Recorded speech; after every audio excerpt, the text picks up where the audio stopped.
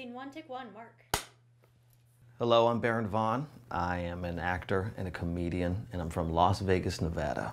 I wanted to talk about something called the double consciousness. This is something that was coined by W.E.B. Du Bois, and let's hear it for Du Bois. Let's give Du Bois a hand. This concept is all about how, as a person of color, you are basically walking through your life, living your life through your own eyes, and you're not necessarily conscious of your own race or your own gender or your own orientation or anything like that, but everyone outside of you is conscious of that. So then suddenly you have to look at yourself through the eyes of others and assume and think about, well, what are they thinking of me? And you have to make yourself responsible for that so as not to put yourself in danger.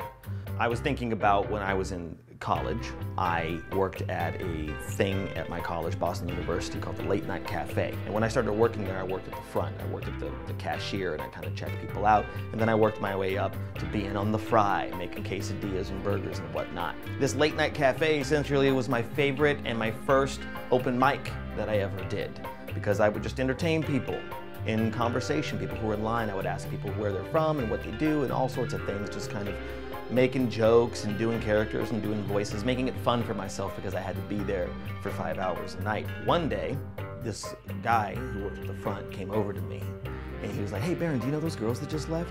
And I was like, "What? No, not at all." He's like, "You don't know those girls?" I'm like, "No, I don't. Why? What's going on?" He's like, "Well, they came over to the register and they looked at me and they looked at you and they looked at each other and they went, black people. And then they walked out. Do you know them?" And I was like, no, I don't know them. And even if I did know them, that wouldn't necessarily be acceptable.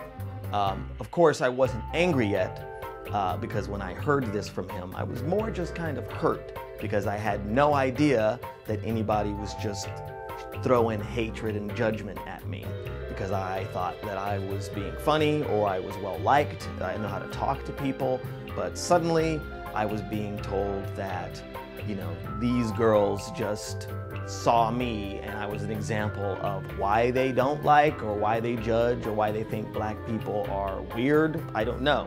All I know is that they said black people and then they walked out and I never saw them again. And then I became very, very self-conscious about what I was doing or what I was saying to people. And that's not a way to live.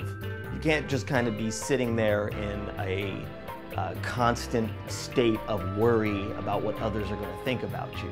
But this is the world that we live in, you know? I'll walk through a nice neighborhood at night and take my wallet out, and then suddenly I become conscious of everybody else thinks I'm a guy with a gun, because wallets have been mistaken for guns before. Am I right? Hashtag Amadou Diallo. Mr. Diallo, who was unarmed, was killed when 4 police officers who were members of the controversial New York City Street Crimes Unit shot him 41 times in the vestibule of his apartment building. Well, the problem is that there isn't necessarily a better or good way to deal with that kind of self-consciousness. I don't know that there isn't a way to internalize it, because if someone is making you feel like shit for basically no reason, then it's hard not to take that on, because, you know, we aren't thinking about, oh, they're treating me this way because I'm black, or they're treating me this way because, you know, I'm a woman, or they're treating me this way because I'm gay. It's coming at you and you're thinking, I'm a human being, so what did I do? I must have done something to deserve this kind of treatment. It's not your fault. What someone is putting on you is their stuff, as opposed to something that you did. You still have to live your life. You still have to walk down the street, you still have to know the people that you know. And the best thing that you can do is find that group of people that accept you for who you are as opposed to what you are. And this is what people mean when they talk about self-care, is that you have to find the places and you have to find the people that you can be around where you can just be. Because that place of just feeling accepted is very, very important. Feeling understood is very, very important.